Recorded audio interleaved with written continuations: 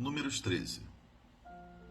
E o Senhor disse a Moisés: envie alguns homens em missão de reconhecimento à terra de Canaã, terra que dou aos israelitas.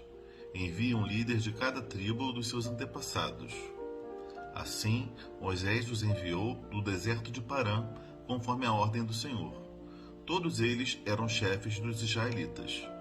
São estes os seus nomes: da tribo de Ruben, Samua, filho de Zacur; da tribo de Simeão, Safate, filho de Ori; da tribo de Judá, Calebe, filho de Jefoné; da tribo de Issacar, Igal, filho de José; da tribo de Efraim, Oséias, filho de Num; da tribo de Benjamim, Paute, filho de Rafu; da tribo de Zebulon, Gadiel, filho de Sodi; da tribo de José, isto é, da tribo de Manassés, Gade, filho de Suzi; da tribo de Dan, Amiel, filho de Gemali; da tribo de Aser, Setur, filho de Micael; da tribo de Naphtali, Nabi, filho de Vofsi; da tribo de Gade, Guel, filho de Maque. São esses os nomes dos homens que Moisés enviou em missão de reconhecimento do território. A Oséias, filho de Num, Moisés deu o nome de Josué. Quando Moisés os enviou para observar em Canaã, disse: subam pelo Neguebe e prossigam até a região montanhosa. Vejam como é a terra e se o povo que vive lá é forte ou fraco, se são muitos ou poucos, se a terra em que habitam é boa ou ruim, se as cidades em que vivem são cidades sem muros ou fortificadas, se o solo é fértil ou pobre, se existe ali floresta ou não. Sejam corajosos, tragam alguns frutos da terra. Era a época do início da colheita das uvas. Eles subiram e observaram a terra desde o deserto de Zim até Reob, na direção de Lebo-Amate. Subiram do Neguebe e chegaram a Hebron, onde viviam Aimã, Sesai e Talmai, descendentes de Enaque.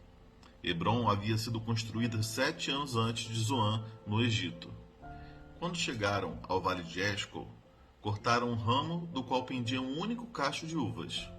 2 deles carregaram o cacho, pendurado numa vara. Colheram também romãs e figos.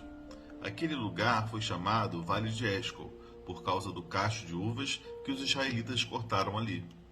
Ao fim de 40 dias, eles voltaram da missão de reconhecimento daquela terra. Eles então retornaram a Moisés e a Arão e a toda a comunidade de Israel em Cádiz, no deserto de Parã, onde prestaram relatório a eles e a toda a comunidade de Israel, e lhes mostraram os frutos da terra. E deram o seguinte relatório a Moisés: entramos na terra a qual você nos enviou, onde há leite e mel com fartura. Aqui estão alguns frutos dela.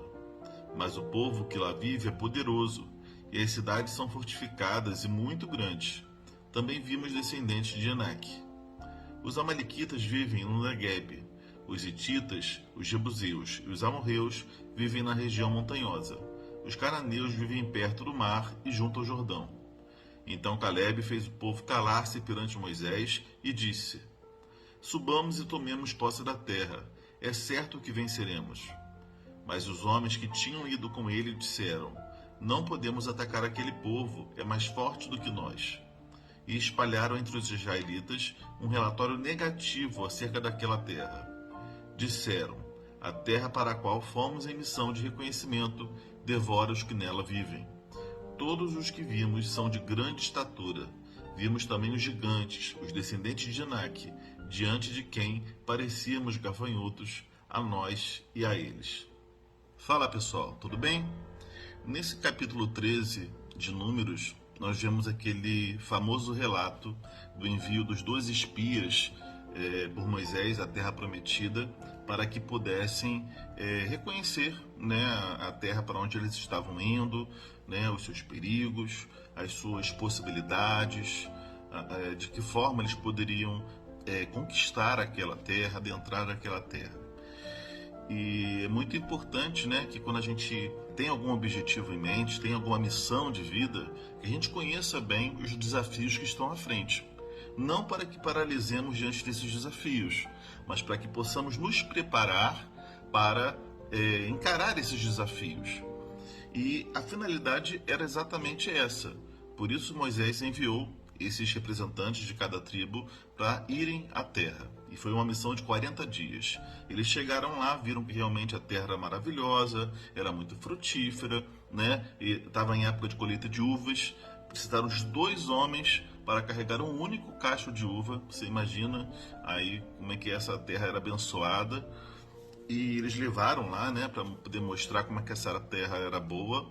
Porém, também viram que era uma terra habitada por gigantes, né, descendentes de Enaque, que diz, né, provavelmente aí uma linhagem, pessoas assim bem altas e também nações, né, que estavam ali reunidas estrategicamente, posicionadas estrategicamente, uma na montanha, né, outra no vale, ou seja, todas ali estrategicamente já colocadas.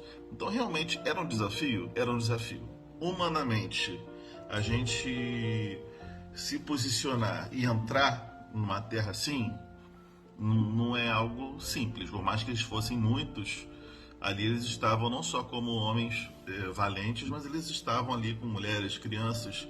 Então tudo isso exigia um cuidado, né, para que pudessem entrar naquela terra. Então, assim, não é a questão de você simplesmente ignorar os desafios, ignorar os perigos, mas também não é o caso de você se dar por derrotado só porque os inimigos são grandes ou parecem grandes, só porque as dificuldades serão grandes. Então existem 2 tipos de pessoas. Existe aquele, ou melhor, vou falar aqui de 3 tipos. Na verdade existem muitos, né? Mas só para a gente pensar aqui, existe aquelas pessoas pessimistas que elas só veem o que é ruim, só veem o que é problemático, né? Ou elas dão uma importância muito grande para o problemático e se travam, não se permitem viverem, sempre acham que vai dar ruim, vai dar errado, não vai dar certo, vão morrer, vão ser destruídas, enfim, sempre acham que os outros são melhores.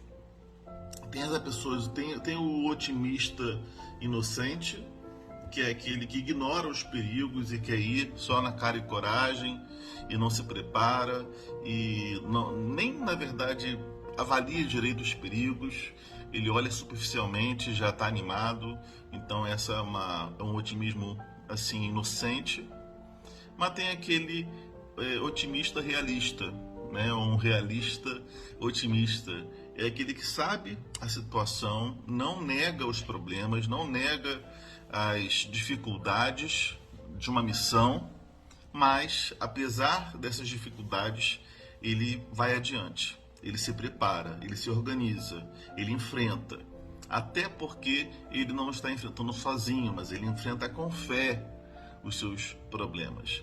Precisamos de fé na vida, diante de vários inimigos, sejam materializados ou não, seja inimigos fictícios que habitam na nossa mente, sejam possibilidades de algo não dar certo, precisamos encará-los com fé, encará-los com coragem, né? Por isso que Moisés falou, não, tenham coragem, vão lá, né? E é preciso coragem para viver, é preciso coragem para conquistar qualquer coisa. Aquilo que vem muito barato, muito fácil, vai embora fácil. Aquilo que vem muito fácil, a gente não dá valor, né? E eles estavam ali conquistando a terra dos seus sonhos, a terra da promessa que Deus fez aos seus antepassados. Era necessário batalhar, era necessário se preparar, mas não se preparar para o pior, se preparar para vencer. Com a ajuda de Deus, conquistar aquilo que Ele prometeu. As promessas de Deus para nós, elas não visam nos humilhar, e elas visam nos preparar para Ele, para que possamos viver tudo que temos para viver para louvor do Seu nome. Então, quando você se vê diante de uma promessa de Deus, mas que depende de você uma parte em que você tem que se esforçar, que você tem que batalhar também, apesar de ser uma promessa de Deus, é porque Deus não está interessado apenas em te mimar, mas Deus está interessado em forjar um caráter. Deus está interessado que você o conheça mais.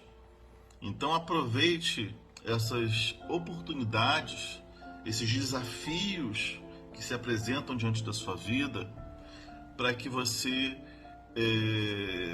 ao mesmo tempo que se prepara para conquistar, você cresça, você aprenda, você dependa do Senhor, não confie apenas na força do seu braço, né?